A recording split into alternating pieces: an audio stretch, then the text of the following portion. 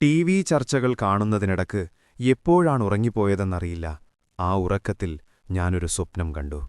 ഇപ്പോഴും അതിനെക്കുറിച്ചോർക്കുമ്പോൾ നെഞ്ചിലൊരു ആന്തലാണ്. ഇടിമിന്നലിൽ അകപ്പെട്ട പോലെ ഒരാന്തൽ. ഈ സ്വപ്നം മറ്റാരെങ്കിലുമൊക്കെ കണ്ടിട്ടുണ്ടാകും, എനിക്കുറപ്പുണ്ട്. പക്ഷെ കണ്ടവരാരും തുറന്നു പറയില്ല. ഇന്നത്തെ കാലത്ത് ഇത് നടക്കാത്തൊരു സ്വപ്നം മാത്രമാണല്ലോ, അല്ലേ? അതുകൊണ്ടാണ് ഞെട്ടി ഉണർന്നപ്പോൾ തന്നെ ഈ നട്ടപ്പാതിരയ്ക്ക് ഇതെഴുതിവെക്കാം എന്ന് കരുതിയത്. വിജനമായ ഒരു വഴിയിലൂടെ നടക്കുകയായിരുന്നു ഞാൻ. നേരം ഇരുട്ടി തുടങ്ങിയിരുന്നു. പെട്ടെന്ന് എവിടെ നിന്നോ മഴ ചാടി ഇറങ്ങി പെയ്യാൻ തുടങ്ങി. ഇടിയും മിന്നലും കാറ്റും മഴയ്ക്ക് കൂട്ടായി വന്നു. തെല്ലൊരു ഉൾഭയത്തോടെ അടുത്ത കെട്ടിടത്തിലേക്ക് ഞാൻ ഓടിക്കയറി. അതൊരു സ്കൂൾ കെട്ടിടമായിരുന്നു. വരാന്തയിലെ ഇരുട്ടിൽ ആരോ ഉണ്ടെന്ന് എന്റെ കണ്ണുകൾക്ക് തോന്നി. എങ്കിലും ആരുമില്ല എന്ന് മനസ്സിലുറപ്പിക്കാൻ ഞാനൊരു ശ്രമം നടത്തി. ഇരുട്ടാണ്, ഒന്നും കാണാൻ വയ്യ. അവിടെ ആരോ ഉണ്ട്. മിന്നൽ വെളിച്ചത്തിൽ അതൊരാളല്ല എന്നെനിക്ക് മനസ്സിലായി. ഞാൻ അടുത്ത മിന്നൽ വരുന്നതും കാത്ത് അക്ഷമയോടെ പേടിച്ച് കാത്തിരുന്നു. അടുത്ത മിന്നലിൽ എനിക്കത് മനസ്സിലായി. അവിടെ ഒന്നല്ല 3 പെൺകുട്ടികൾ വരാന്തയിലിരിക്കുന്നുണ്ടായിരുന്നു. അവരെന്നെ ഇതുവരെ കണ്ടിട്ടില്ല. മാത്രമല്ല, ഇടിയും മിന്നലും മഴയുമൊന്നും അവരെ ബാധിച്ചിട്ടേയില്ല. മറ്റെന്തോ പേടി അവരെ പൊതിഞ്ഞു പിടിച്ചിട്ടുണ്ടെന്ന് തോന്നി. പുറത്തെ കൊടുങ്കാറ്റിനേക്കാൾ വലിയ ആഴത്തിലുള്ള ഒരു ഭയം.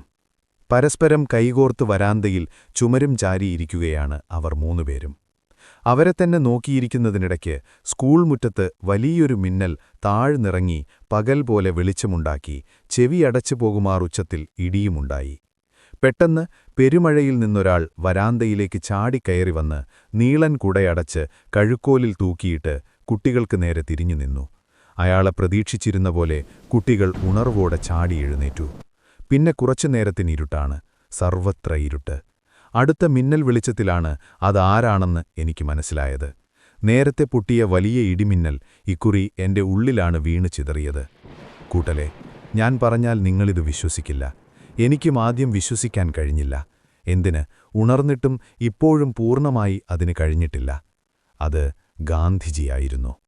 നൂറ്റാണ്ടുകളുടെ ഭാരം പേറുന്നതുപോലെ ആ കണ്ണുകളിൽ ഗാഢമായ ഒരു വിഷാദം നിഴലിച്ചിരുന്നുവെങ്കിലും ചുണ്ടിൽ ആ പഴയ ചിരിയുടെ ഒരു നേർത്ത വെളിച്ചം മായാതെ കിടന്നിരുന്നു. കുട്ടികൾ 3 ഇനിയൊന്നും പേടിക്കാനില്ല എന്ന ആശ്വാസത്തോടെ അദ്ദേഹത്തിന്റെ മുന്നിൽ നിരന്നു നിന്നു. നിലത്ത് വീണ് കിടന്നിരുന്ന ഒരു തട്ടമെടുത്ത് കുടഞ്ഞു വൃത്തിയാക്കി അദ്ദേഹം അവരിലൊരാളുടെ തലയിൽ ധരിപ്പിച്ചു. നഷ്ടപ്പെട്ടുപോയ ആത്മാഭിമാനം വീണ്ടെടുക്കും പോലെ അതവരെ സമാധാനിപ്പിച്ചു എന്നെനിക്ക് തോന്നി. പുറത്തപ്പോഴും മഴ നിറത്താതെ പെയ്യുകയായിരുന്നു. കുട നിവർത്തി 3 കൊണ്ട് ഗാന്ധിജി വരാന്തയുടെ പടികളിറങ്ങി സ്കൂൾ മുറ്റത്തുകൂടെ നടന്നു നീങ്ങി. അവർ മുറ്റത്തുകൂടെ സാവധാനം നടന്നു നീങ്ങുന്നത് ഓരോ തവണയും മിന്നൽ വെളിച്ചം എനിക്ക് കാണിച്ചു തന്നു. ഗേറ്റ് കടന്ന് റോഡിലേക്ക് കയറി കണ്ണിൽ നിന്ന് മറയും വരെ ഞാൻ അലറും പോലെ വിളിച്ചുകൊണ്ടേയിരുന്നു, ഗാന്ധിജി കി ജയ്, ഗാന്ധിജി കി ജയ്.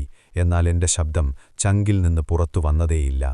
അടുത്ത അതിശക്തമായ ഒരിടിമിന്നലിൽ സ്കൂളിന്റെ ഒരു ഭാഗം തകർന്ന് നേരെ എന്റെ തലയിലേക്ക് പതിച്ചു. അലറിക്കരഞ്ഞുകൊണ്ട് ഞാൻ ഉറക്കത്തിൽ നിന്ന് ഞെട്ടിയുണർന്നു.